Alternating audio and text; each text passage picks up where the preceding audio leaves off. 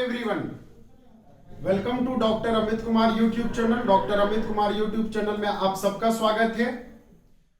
आज का जो क्लास जो मैं लेने जा रहा हूं वो फाइनेंशियल अकाउंटिंग का ब्रांच अकाउंट है। तो ब्रांच अकाउंट का ऑलरेडी मैंने 3 क्लास जो है आपको ले रखा है। आप मेरे यूट्यूब चैनल के प्लेलिस्ट में जाकर के आप देख सकते हैं। तीनों लेक्चर मैंने अपलोड कर रखा है। तो जब तक आप वो तीनों लेक्चर नहीं देखेंगे तब तक आपको ये चैप्टर जो है वो नहीं समझ में आने वाले हैं। तो सबसे पहली बात कि आप मेरे चैनल में जाइए, आप प्लेलिस्ट में जाकर के वो तीनों लेक्चर पहले देखेंगे, फिर ये चौथा लेक्चर देखेंगे। आज का लेक्चर बहुत इंपॉर्टेंट होने वाला है क्योंकि मैं आज सिर्फ वही क्वेश्चन डिस्कस करूंगा जो आपके exam point of the view से बहुत इंपॉर्टेंट है और मे बी वो क्वेश्चन आपके एग्जाम में आ सकते हैं। पिछला क्लास मैंने आपको ब्रांच अकाउंट का नॉर्मल क्वेश्चन कराया था और मैनेजर कमीशन निकालने का तरीका बताया था। एक क्वेश्चन नंबर 2 क्वेश्चन मैंने करा था। तो आज भी मैं क्वेश्चन करूंगा, लेकिन आज का जो फोकस होगा वो मेरा इनवॉइस प्राइस पे फोकस होगा। तो इनवॉइस प्राइस पे फोकस होगा कहने का मतलब हम जो क्वेश्चन करेंगे वो इनवॉइस प्राइस से रिलेटेड होगा। मैंने इनवॉइस प्राइस ऑलरेडी जो है आपके साथ जो है वो डिस्कस कर रखा है कि इनवॉइस प्राइस क्या होते हैं। तो ध्यान से सुनेंगे। इनवॉइस प्राइस का कॉन्सेप्ट आपको क्लियर समझ में आ जाएगा। याद करिए, अगर ये हेड ऑफिस है, मैंने आपको पहले भी ऑलरेडी आपके साथ डिस्कस कर रखा है। ये अगर हेड ऑफिस है, हेड ऑफिस ने क्या किया, गुड्स सेंड किया। गुड्स किसको सेंड किया? ब्रांच को किया। तो गुड्स अगर ब्रांच को इसने सेंड कर रखा है, गुड्स अगर ब्रांच को सेंड कर रखा है, तो यहां पे कॉस्ट प्राइस पे अगर ना सेंड करके कॉस्ट प्राइस प्लस लोडिंग पे सेंड कर रखा है, कुछ इसने लोडिंग ले रखा है, तो इसी को हम लोग क्या बोलते हैं? तो इसी को हम लोग बच्चा बोलते हैं इनवॉइस प्राइस। Invoice price. और मैंने इनवॉइस प्राइस निकालने का तरीका भी जो है आपको मैंने ऑलरेडी पहले ही डिस्कस कर रखा है आपके साथ। ठीक है, मैं आज की क्लास में ऐसे फिर भी मैं डिस्कस करूंगा और इसका मैं कॉन्सेप्ट भी बताऊंगा कि इनवॉइस प्राइस का ट्रीटमेंट क्या होता है। ठीक है ना। तो जो बच्चे अब तक मेरे चैनल को सब्सक्राइब नहीं कर रखे हैं वो चैनल को पहले सब्सक्राइब कर लीजिए, बेल बटन प्रेस कर लीजिए, ताकि आपको जब भी मैं नया वीडियो अपलोड करूं तो आपको नोटिफिकेशन जो है वो सबसे पहले मिले और मेरा क्लास जो है आप देख सके। तो देखो, इनवॉइस प्राइस का कॉन्सेप्ट क्या है समझ लो बेटा लोग। इनवॉइस प्राइस का कॉन्सेप्ट क्या होता है, हमने आपको पहले क्लास में बताया था कि ब्रांच अकाउंट जो है ना, ब्रांच अकाउंट जो है ये आपका ब्रांच अकाउंट जो है ये आपका ग्रॉस मेथड से प्रिपेयर किए जाते हैं। अच्छा, what do you mean by gross method and what do you mean by net method, तो मैं अभी डिस्कस करूंगा। ये आपका कौन से मेथड से ब्रांच अकाउंट बनाए जाते हैं? तो branch account prepare as per gross method. ये कौन से मेथड से बनाए जाते हैं? तो ये ग्रॉस मेथड से बनाए जाते हैं। बात को समझेंगे यहां पे, ब्रांच अकाउंट जो है ग्रॉस मेथड से बनाए जाते हैं। तो ग्रॉस मेथड क्या बोलता है? तो अकाउंट जो प्रिपेयर करे जाते हैं वो 2 मेथड, नेट मेथड और ग्रॉस मेथड। तो मैं दोनों कॉन्सेप्ट को समझा देता हूं आपको, दोनों कॉन्सेप्ट को समझा देता हूं मैं। कोई भी लेजर जब बनाए जाते हैं तो इसके 2 मेथड होते हैं। पहला तो हो गया आपका ग्रॉस मेथड, पहला हो गया क्या चीज? Gross method. और दूसरा जो है वो है आपका नेट मेथड। दूसरा जो है वो कौन सा मेथड है? तो नेट मेथड है। एक तो ग्रॉस मेथड हो गया, नेट मेथड हो गया। दोनों में फर्क क्या है? देखो, मैं ब्रांच अकाउंट की बातें नहीं कर रहा हूं, मैं नॉर्मल बातें कर रहा हूं। ट्रेडिंग अकाउंट याद है आपको, बचपन में आपने पढ़ा होगा, क्लास 11th में पढ़ा होगा ट्रेडिंग अकाउंट। मैं एग्जांपल दे रहा हूं यहां पे। तो ट्रेडिंग अकाउंट में अगर ग्रॉस मेथड की बात करें, जैसे फॉर एग्जांपल 2 हमने यहां पे दिखाया परचेज। सर चलो ठीक है, बहुत बढ़िया बात आपने दिखा दिया। और अगर परचेज रिटर्न है ना तो क्रेडिट साइड में इसको बाय परचेज रिटर्न दिखाएंगे। क्या दिखाएंगे हम? परचेज रिटर्न दिखाएंगे क्रेडिट साइड में। तो जब परचेज रिटर्न हमने क्रेडिट साइड में दिखाया तो इसका कहने का मतलब ये कौन सा मेथड बना? ये ग्रॉस मेथड। वही नेट मेथड का अगर एग्जांपल हम दें तो नेट मेथड में अगेन फिर से ट्रेडिंग अकाउंट ही बनेगा। और ट्रेडिंग अकाउंट में बच्चा ध्यान से सुनना, यहां पे 2 परचेज होगा। क्या होगा बताना? 2 परचेज है ना। और टू परचेज, देन इधर क्रेडिट साइड में बाय परचेज रिटर्न जो हम लोग लिखते थे नेट मेथड में, परचेज ग्रॉस मेथड में परचेज रिटर्न जो हम यहां पे लिखते थे, अब ये हम यहां पे नहीं लिखेंगे, बात को समझेंगे। अब हम यहां पे इसको नहीं लिखेंगे। नेट मेथड में क्या होता है, नेट मेथड में क्या होता है समझ लो। नेट मेथड में है ना, आप परचेज रिटर्न जो है, एक मिनट, परचेज है ना, परचेज आपने यहां पे दिखाया और इसी में लेस कर देंगे इधर परचेज रिटर्न। क्या लेस कर देंगे बताना, परचेज रिटर्न लेस कर देंगे, है ना। और परचेज रिटर्न जो है ये आपका आउटर कॉलम में यहां पे चला जाएगा। ये चीज को समझेंगे, एकदम अच्छे से समझेंगे। तो ये आपका हो गया ग्रॉस मेथड और ये हो गया आपका कौन सा मेथड, नेट मेथड। तो यही दोनों मेथड जो है अलग अलग मेथड है और यही मेथड से आपके क्या बनाए जाते हैं, अकाउंट्स बनाए जाते हैं। तो कौन सा मेथड, ब्रांच अकाउंट हमेशा ग्रॉस मेथड यूज किया जाएगा। ब्रांच अकाउंट हमेशा इस मेथड से बनाए जाते हैं, लेकिन नेट मेथड आप इस मेथड से बनाते हो। सॉरी, ट्रेडिंग अकाउंट जो आप इस मेथड से बनाते हो। तो ट्रेडिंग अकाउंट आप इस मेथड से बनाते हैं, लेकिन अगर ब्रांच अकाउंट की बातें करें तो ब्रांच अकाउंट हम इस मेथड से बनाते हैं। कहने का मतलब मैं आप थोड़ा सा फिगर को चेंज कर रहा हूं। देखो मैं नाम डाल देता हूं यहाँ पे, ट्रेडिंग के जगह नाम डाल दिया मैंने ब्रांच, ट्रेडिंग के जगह नाम डाल दिया ब्रांच, और परचेस के जगह नाम डाल दिया यहाँ पे, परचेस की जगह फिगर वही है, नाम बस डाल दिया यहाँ पे गुड्स सप्लाइड, परचेस के जगह गुड्स सप्लाइड टू ब्रांच, ये दिखा दिया बस, अमाउंट वही है। और इसी का यहाँ पे परचेस रिटर्न के जगह सेम चीज लिखूंगा। क्या लिखूंगा बताना, गुड्स सप्लाइड टू ब्रांच और ब्रैकेट में लिख दूंगा return. Is it clear? Concept कुछ नहीं बदला, वही सारे चीज रहे। तो ग्रॉस मेथड कहने का मतलब आप ग्रॉस वैल्यू से बात करोगे और नेट मेथड कहने का मतलब आप नेट वैल्यू से बात करो। तो branch account are always prepared, branch account हमेशा जो बनाए जाते हैं वो आपके ग्रॉस मेथड बनाए जाते हैं, ना कि नेट मेथड बनाए जाते हैं। ये चीज तो आपको समझ में आ गया होगा। तो सर जब हम बात करते हैं इनवॉइस का तो ध्यान से सुनना। हमने जब ब्रांच की बातें करा, जैसे मान लेते हो 100 रुपए का गुड्स है, इस पे मैंने 10-20 रुपया जो है 20 रुपया लोडिंग चार्ज किया और 120 में सेंड किया। गुड्स को हमने कितने में सेंड किया, 120 में किया। तो मैं इसको ब्रांच अकाउंट में कुछ इस तरह से दिखाऊंगा। देखो ध्यान से सुनना, ब्रांच अकाउंट हो गया, ब्रैकेट यहां पे अमाउंट आ जाएगा, यहां पे डेबिट साइड में to goods supply to branch, to goods supply to branch account. और अमाउंट जो दिखाया जाएगा वो 120 दिखाया जाएगा बच्चा, डेबिट साइड में, है ना। ध्यान से सुनना, डेबिट साइड में अमाउंट कितना दिखाया जाएगा, 120, और क्रेडिट साइड में आ जाएगा by goods supplied to branch. और ब्रैकेट में यहां पे दिखाया जाएगा लोडिंग, नथिंग एल्स, और कुछ नहीं। ब्रैकेट में क्या दिखाया जाएगा बताना, लोडिंग, और लोडिंग का पैसा कितना, 20 रुपया। बस यही डिफरेंसेस है, यही डिफरेंसेस है। मतलब यही हो गया आपका क्या चीज, फॉर्मेट। तो कहने का मतलब लोडिंग सिर्फ किस पे चार्ज होते हैं, गुड्स पे चार्ज होते हैं। लोडिंग किस पे चार्ज होते हैं बताना, गुड्स पे होते हैं। मतलब लोडिंग जो है वो आपके ना डेटर्स पे होंगे, नहीं सर। पेटी कैश में होगा, नहीं सर। तो लोडिंग किस पे होगा, गुड्स पे होगा। मतलब गुड्स का रेट जो है वो आपका बढ़ा रहेगा।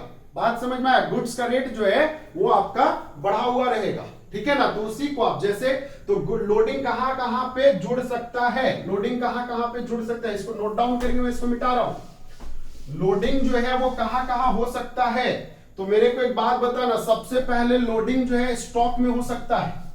तो स्टॉक कहने का मतलब आपका ये ओपनिंग में भी हो सकता है एंड क्लोजिंग में भी हो सकता है। तो ओपनिंग एंड क्लोजिंग दोनों में हो सकता है, ओपनिंग में भी हो सकता है और क्लोजिंग में भी हो सकता है, ठीक है ना। उसी तरह सेकेंड, गुड सप्लाइड पे हो सकता है सर, बिल्कुल हो सकता है, गुड सप्लाइड पे हो सकता है। थर्ड आपका गुड्स रिटर्न पे हो सकता है, गुड्स रिटर्न पे हो सकता है। ये सारे पे लोडिंग जुड़े रहते हैं। फोर्थ जो है गुड्स ट्रांसफर पर हो सकता है, गुड्स ट्रांसफर पर हो सकता है। बस यही 3-4 पॉइंट है जिसपे आपका लोडिंग जुड़े रहेंगे, बाकी लोडिंग किसी पे नहीं रहेगा। तो जो हमारा फॉर्मेट पहले वाला फॉर्मेट था उसमें कोई चेंजेस नहीं होगा, बस उसमें चेंजेस क्या हो जाएगा, जैसे अगर हमारा ओपनिंग स्टॉक पे अगर लोडिंग है तो क्रेडिट साइड में ओपनिंग स्टॉक पे लोडिंग, अगर स्टॉक पे लोडिंग है तो इसका लोडिंग को हम लोग यहां पे स्टॉक रिजर्व के नाम से जानते हैं। क्या नाम से जानते हैं? तो स्टॉक रिजर्व के नाम से जानते हैं। ये लोडिंग ही होता है लेकिन इसको हम लोग नामांकन करते हैं स्टॉक रिजर्व के नाम से। आई बात समझ में? और गुड सप्लाई तो गुड सप्लाई ही लिखेंगे, बस ब्रैकेट में लिख देंगे लोडिंग, बस और कुछ नहीं। इधर भी गुड्स रिटर्न ही लिखेंगे, बस ब्रैकेट में लिख देंगे लोडिंग। Is it clear? तो और कोई चेंजेस नहीं होगा। तो बेटा ऐसा है, मैं एक क्वेश्चन लेकर के बनाऊंगा तो शायद हमको लगता है ज्यादा अच्छे से क्लियर होगा, या तो आपको लगता होगा कि सर ऐसा करो ना, एक रफली फॉर्मेट बता दो, तो मैं ऐसा करता हूं फॉर्मेट ही बता देता हूं आपको। ब्रांच अकाउंट का फॉर्मेट, ब्रांच अकाउंट है ना, और ब्रैकेट में लिख लेंगे at invoice price, invoice price. तो देखो मैं बहुत बड़ा फॉर्मेट तो डिस्कस नहीं करूंगा, मैं छोटा सा फॉर्मेट डिस्कस करूंगा। यहां पे to balance BD, balance BD आ जाओ, तो बैलेंस बीडी में आ जाएंगे ओपनिंग स्टॉक आ गया, देन इसके बाद ओपनिंग डेटर्स आ गया, ठीक है, इस टाइप से वैल्यूज चेंज होंगे, ठीक है ना, और ये आउटर कॉलम में। देन इसके बाद टू गुड सप्लाइड, ये आ गया, ठीक है ना, गुड सप्लाइड। अच्छा, देन इसके बाद में टू कैश, कैश में याद करिए एक्सपेंसेस दिखाया जाता है ना, बस हो गया। लायबिलिटीज अभी भूल जाओ क्योंकि लायबिलिटीज की बातें नहीं होती है। अच्छा, ओपनिंग स्टॉक जो है यहां पे इसके अलावे, चलो ठीक है, बाई बैलेंस बीडी दिखाई देते हैं, बाई बैलेंस बीडी, और ब्रैकेट में दिखा देते हैं हम लोग ओपनिंग लायबिलिटीज, ओपनिंग लायबिलिटीज। ये फॉर्मेट मैं बता रहा हूं, ध्यान से समझोगे, ये फॉर्मेट मैं डिस्कस कर रहा हूं आपके साथ। बाय यहां पे कैश, बाय कैश, ये आपका कैश रिसीव्ड हो गया ना, जिसमें कैश सेल्स और कैश रिसीव फ्रॉम डेटर्स होते थे। देन बाय गुड्स सप्लाइड, अगर हमारा कुछ गुड सप्लाइड जो है रिटर्न हो रखा है, गुड्स रिटर्न हो रखा है, तो उसकी बातें होगी, है ना, उसकी बातें होगी। और तो कुछ है नहीं, और कुछ नहीं है। अच्छा, यहां पे आ जाएंगे by balance, by balance CD, तो बाय बैलेंस सीडी में क्लोजिंग स्टॉक आएगा, क्लोजिंग स्टॉक के बाद आ जाएगा क्लोजिंग डेटर्स, क्लोजिंग डेटर्स, और ये वैल्यू आउटर कॉलम में आ जाएगा, है ना, ये वैल्यू यहां पे आ जाएगा। ये ध्यान से समझोगे चीजों, कहानी खत्म। अब देखो लोडिंग किस पे, अच्छा इधर भी आ जाएगा ये to balance sheet, balance sheet में क्लोजिंग लायबिलिटीज, क्लोजिंग लायबिलिटीज, तो क्लोजिंग लायबिलिटीज में भी वैल्यू वही चीज आ जाए। अब लोडिंग किसमें किसमें इंक्लूड हो सकता है? ओपनिंग स्टॉक में हो सकता है सर, गुड सप्लाइड में हो सकता है, इधर आ जाओ, गुड सप्लाइड रिटर्न में हो सकता है, क्लोजिंग स्टॉक में हो सकता है। तो यहां पे जो ओपनिंग स्टॉक है इसका लोडिंग को हटाने के लिए आप बाय यहां पे स्टॉक रिजर्व दिखाएंगे। आप क्या दिखाएंगे बताना? स्टॉक रिजर्व, और ये ओपनिंग बैलेंस का, है ना।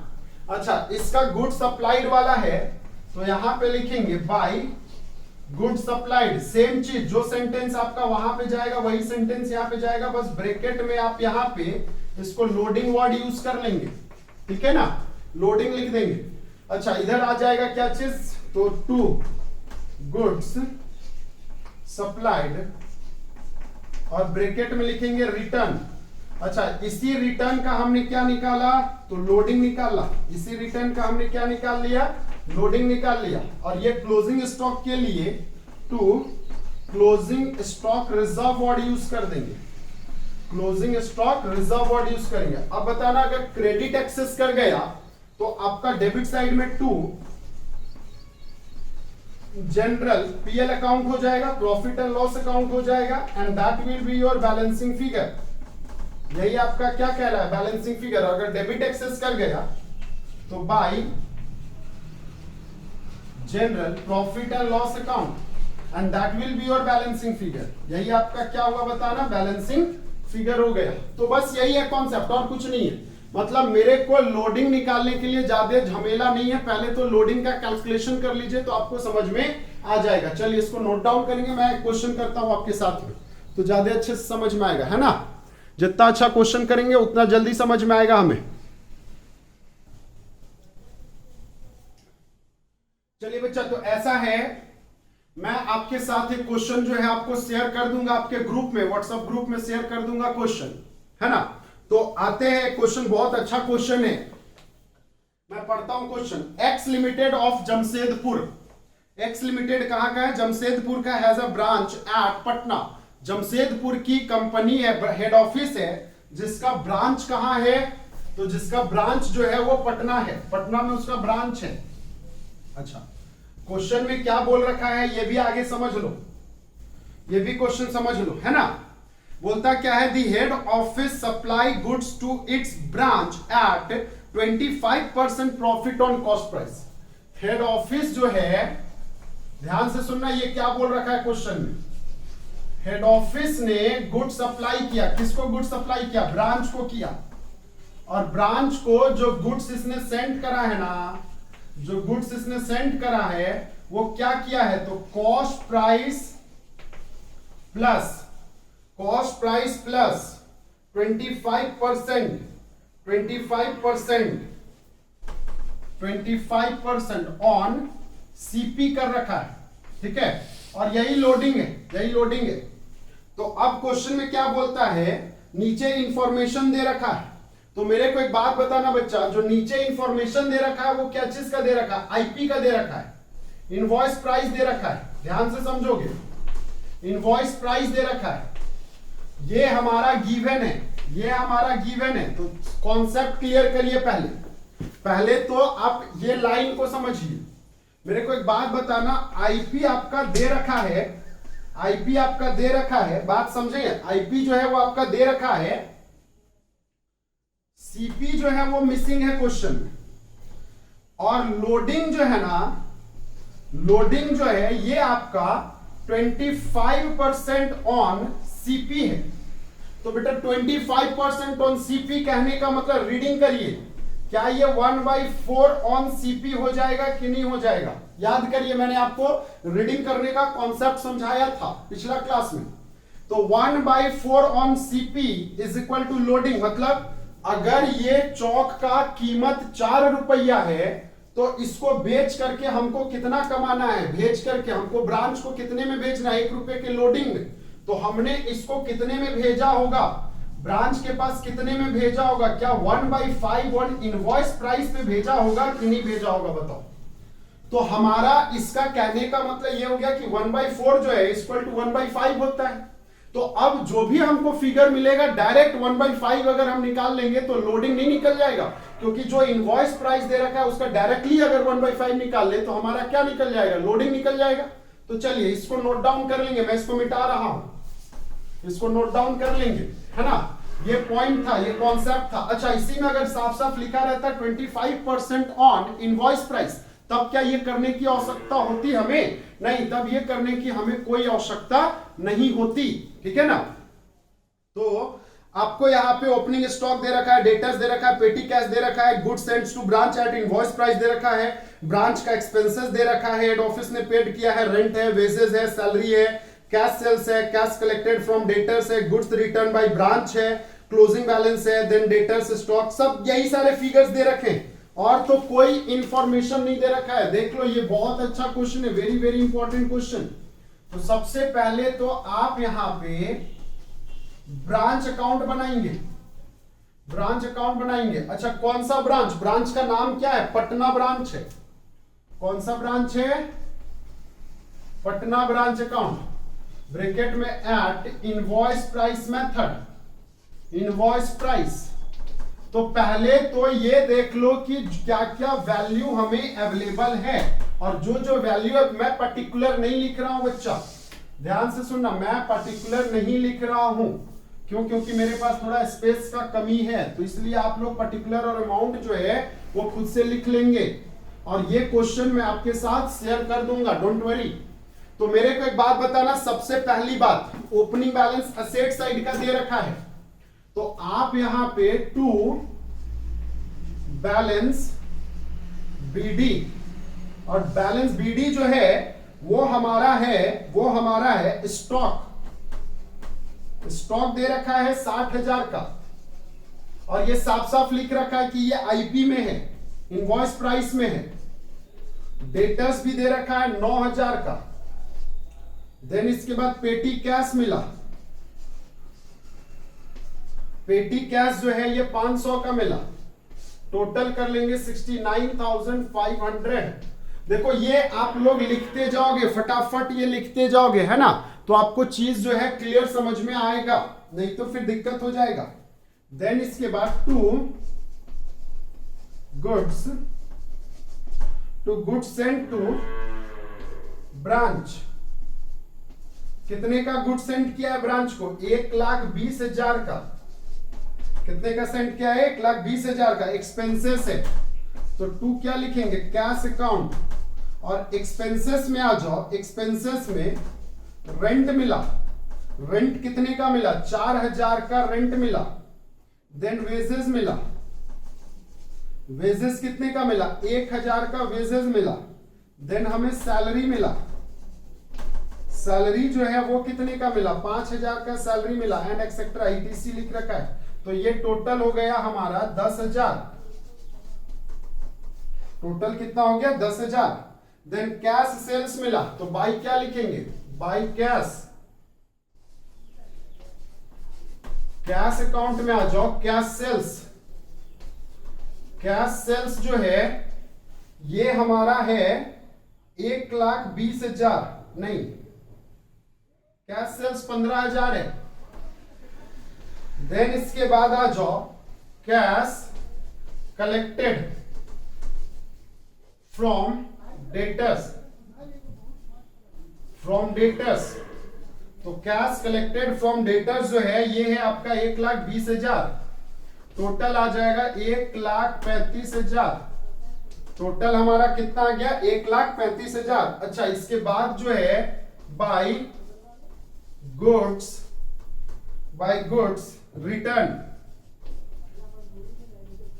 गुड्स रिटर्न जो है बाय ब्रांच, किसके द्वारा? ब्रांच के द्वारा। तो ब्रांच के द्वारा जो है ये कितने का गुड्स रिटर्न किया? 2,000 का गुड्स रिटर्न किया।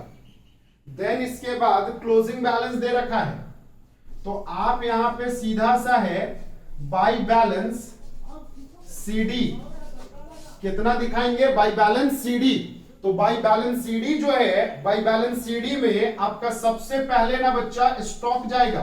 क्या जाएगा बताना? स्टॉक जाएगा। और स्टॉक कितने का होगा? 70,000 का स्टॉक होगा। देन इसके बाद डेटर्स जाएगा, डेटर्स कितने का होगा? 10,000 का डेटर्स है। और लास्ट में वैल्यू है पेटी कैश का। पेटी कैश जो है ना, पेटी कैश जो है ये है आपका 400 का। पेटी कैश कितने का है? 400 का है। तो ये आपका 80,400 हो जाएगा। कितना हो जाएगा? 80,400 हो जाएगा। ठीक है ना? तो यहां तक अगर आपको समझ में आ गया होगा, यहां तक अगर आपको समझ में आ गया होगा, तो अब सुनना मेरा, और तो यहां पे किसी भी तरह का कोई इंफॉर्मेशन नहीं मेंशन किया हुआ है, बस आपका लोडिंग है। तो बताओ लोडिंग किस पे होगा? लोडिंग होगा आपका 60,000 पे, लोडिंग होगा आपका 1,20,000 पे, इधर तो नहीं, लोडिंग यहां पे होगा 20,000 2,000 पे, और लोडिंग स्टॉक पे होगा। तो जो स्टॉक का लोडिंग है, वो लोडिंग जो है आपका कहां पे जाएगा? स्टॉक का लोडिंग के लिए वर्ड यूज करेंगे क्या चीज? By opening stock reserve, by opening stock reserve. तो आप सीधा सा बात करोगे यहां पे 60,000 का 1/5, और 60,000 का 1/5 कितना हो जाएगा? 12,000। 60,000 का 1/5 कितना हो जाएगा? 12,000। देन इसके बाद आ जाएगा by goods sent to branch. अब इसका लोडिंग आ जाओ, गुड्स सेंड टू ब्रांच का लोडिंग। ये लोडिंग जो है आपका, इसका लोडिंग आ जाएगा, इसका 1/5, तो 2000 और 2 4 24,000 आ जाएगा। हमें जहां तक ध्यान आ रहा है 24,000 होगा, 1/5 कर लेना। ये आ जाएगा सीधे 1,20,000 का 1/5, है ना, 1/5। अच्छा, इधर आ जाएगा गुड्स रिटर्न का लोडिंग, 2 आप लिखेंगे यहां पे गुड्स रिटर्न, और ब्रैकेट में लिख दो लोडिंग। लोडिंग जो है वो हमारा कितना आया, तो 2000 का 1/5, तो 400। 2000 का 1/5 कितना हो गया, 400। देन इसके बाद टू क्लोजिंग स्टॉक रिजर्व, तो क्लोजिंग स्टॉक रिजर्व जो है वो हमारा 70,000 है। तो आपका सीधा सा बात है 70,000 का 1/5, तो 70,000 का 1/5 कितना हो गया, 14,000। कितना हो गया, 14,000। तो ये तो हमारा लोडिंग हो गया, बात को समझोगे यहां पे, है ना। और तो कुछ मिला नहीं, और कुछ मिला नहीं सर। अब टोटल करो, टोटल करो। 1,35,000 प्लस कर लेंगे 2,000 प्लस कर लेंगे 12,000 प्लस कर लेंगे 24,000 प्लस कर लेंगे 80,400, तो ये टोटल आ जाएगा 2,53,400। मैं यहीं पे दिखा देता हूं, 2,53,400। अच्छा, इधर भी आ जाएगा टोटल, यहां पे 2,53,400, 43,400 लेस कर देंगे, minus 69,500 minus 1,20,000 minus 10,000 minus 400 minus 14,000, तो ये हमारा टोटल आ गया 39,500। और जो 39,500 जो है, यही वैल्यू आपका क्या कहलाएगा, to general profit and loss account. To क्या कहलाएगा बताना, general profit and loss account, and that we will your balancing figure. यही आपका क्या कहलाया, बैलेंसिंग फिगर कहलाया। समझ में आ गई बातें। तो अगर यहां तक आपको समझ में आ गया होगा तो आप इसको नोट डाउन करेंगे, ठीक है ना, नोट डाउन करेंगे। अगर किसी भी तरह का कोई समस्या होगा तो आप मेरे साथ डिस्कस करेंगे। मैं नेक्स्ट क्लास इसी चैप्टर का मैं फाइनल अकाउंट बताऊंगा, मतलब ब्रांच अकाउंट से आप ट्रेडिंग अकाउंट कैसे बनाते हो और प्रॉफिट एंड लॉस अकाउंट कैसे बनाते हो, मैं उसके बारे में आपके साथ चर्चा करूंगा, ठीक है। और साथ में एक बात मैं और भी बता दूं कि मैं आपको सिर्फ यही क्वेश्चन नहीं सेंड करूंगा, इसके अलावा और 2-3 क्वेश्चन भी सेंड करूंगा, और वो दोनों तीनों क्वेश्चन का आपका होमवर्क होगा, ठीक है ना। और वो क्वेश्चन आप सॉल्व आउट करेंगे। अगर किसी भी तरह का कोई समस्या आएगा वो क्वेश्चन में, तो आप जो है मेरे से वो डिस्कस कर सकते हैं, और वो क्वेश्चन आपके एग्जाम में पॉइंट ऑफ द व्यू से इंपॉर्टेंट होगा, वो एग्जाम में आएगा। ऐसे ये एग्जाम में तो आने हैं, ये तो कंफर्म है, ठीक है ना। इसको आप अच्छे से पढ़ लो, ये एग्जाम में आएगा। तो इस टाइप के छोटे छोटे क्वेश्चंस और अच्छे क्वेश्चन जो है आपके एग्जाम में पूछे जाते हैं, ठीक है। तो नेक्स्ट क्लास तब तक के लिए आपको 3 क्वेश्चन और ये 1-2 क्वेश्चन, 4 क्वेश्चन मैं भेजूंगा। चारों क्वेश्चन आप कवर अप कर लेंगे, बना लेंगे। किसी भी तरह का कोई समस्या होगा तो आप मेरे से कांटेक्ट कर सकते हैं। Okay, thank you.